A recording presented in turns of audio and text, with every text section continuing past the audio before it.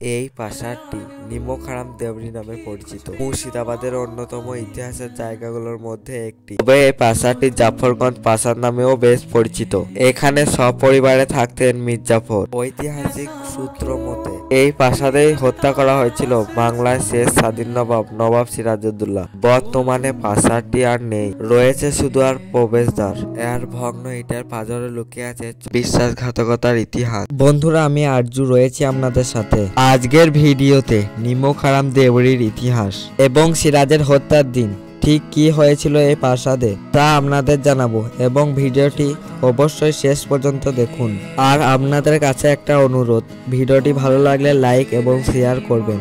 নসিপুর রাজবাড়ি যাওয়ার পথে ভাগীরথী নদীর তীরে প্রায় 300 বছরের পুরনো ভগ্ন প্রায় এই প্রাসাদটি দেখতে পাওয়া যায়। ইতিহাসের পাতা ঘেঁটে জানা যায় মুর্শিদাবাদের এর সাথে বিয়ে হয়েছিল মীর জাফরের। তবে মীর জাফর যখন বাংলার নবাব হন তখন তিনি হিরাঝিল প্রাসাদে চলে যান। আলীবর্দী খানের মৃত্যুর পর সিরাজউদ্দৌলা হন পরবর্তী নবাব, কিন্তু তা মেনে নিতে পারেননি মীর জাফর, ঘসিটি বেগম, যোগক্ষেত্রের মতো কিছু ব্যক্তি। তারা ইংরেজদের সাথে ষড়যন্ত্র করে সিরাজকে গদি থেকে সরানোর জন্য। ষড়যন্ত্র হয়েছিল মীর জাফরের এই বাড়িতেই। মীর জাফর ছিলেন সিরাজউদ্দৌলার প্রধান সেনাপতি। পলাশির ময়দানে তিনি ইংরেজদের বিরুদ্ধে যুদ্ধ করেননি। যুদ্ধের পরিস্থিতি দেখে সিরাজউদ্দৌলা পালিয়ে যান নিজের স্ত্রী লুৎফুন্নিসা এবং মেয়ে জোহরাকে নিয়ে। মুর্শিদাবাদ থেকে প্রথমে ভোকরপানগুলা গিয়েছিলেন সিরাজ। দিন দুয়েক পর কয়েকবার বেশভূষা পাল্টে পৌঁছে গিয়েছিলেন রাজমহলের কাছে। 3 দিন ধরে কিছু খাওয়া হয় তাই একটু বিরোধে নিয়েছিলেন সবাই। রান্না করা হয়েছিল খিচুড়ি, কিন্তু ভাগ্যের কি নিষ্ঠুর পরিহাস,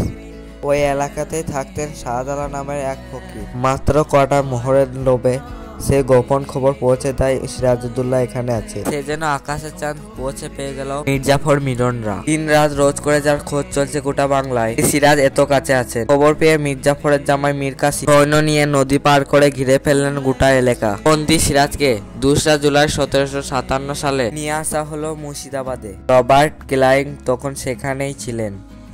জাফরগঞ্জ প্রাসাদে প্রত্যযুক্ত নবাবকে মাঝরাতে হাজির করা হলো জাফরের সামনে। মীর জাফরের সামনে কাঁপতে কাঁপতে প্রাণ ভিক্ষা করেছিলেন সিরাজউদ্দৌলা। এই সময় সিপাহীরা মহলের অন্যদিকে নিয়ে যান সিরাজউদ্দৌলাকে।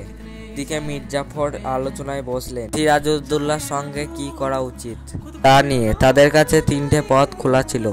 হয় তাকে মুর্শিদাবাদে বন্দী করে রাখা হোক, অথবা দেশের বাইরে অন্য কোথাও কয়েদ করে রাখা হোক। তৃতীয় বিকল্প ছিল প্রাণদণ্ড। অনেকেই চেয়েছিলেন সিরাজকে বন্দী করে রাখতে, কিন্তু মীর জাফরের 17 বছরের ছেলে মিরন এই সিদ্ধান্তের কড়া বিরোধী করেছিল।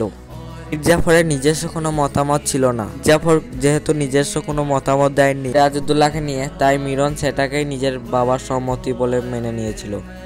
মীর জাফর অনেক রাতে দরবার শেষ করে নিজের শয়নকক্ষে চলে যান। মিরন তার সাথী মোহাম্মদ বেগকে দায়িত্ব দিল সিরাজউদ্দৌলাকে হত্যা করার। মোহাম্মদ বেগের আরেক নাম ছিল লাল মোহাম্মদ। সিরাজের সে অত্যন্ত প্রিয় ছিল। মিরন তার সঙ্গী সাথী নিয়ে সিরাজের কাছে গেল। তখনই সিরাজ বুঝে নিয়েছিল এরপর কি হতে চলেছে। তিনি আবেদন করলেন মেরে ফেলার আগে তাকে স্নান করে নামাজ পড়ার অনুমতি দেওয়া হয়। নিজেদের কাজ তাড়াতাড়ি শেষ করার তাগিদে হত্যাকারীরা সিরাজের মাথায় 1 ঘড়ার জল ঢেলে দেয়। তিনি যখন বুঝলেন ঠিকমতো তাকে স্নান করা দেওয়া হবে না, তখন তিনি খাবার জন্য একটু জল দিতে বললেন। ঠিক তখনই মোহাম্মদ বেগ ছুরি দিয়ে প্রথম আঘাতটা করলেন।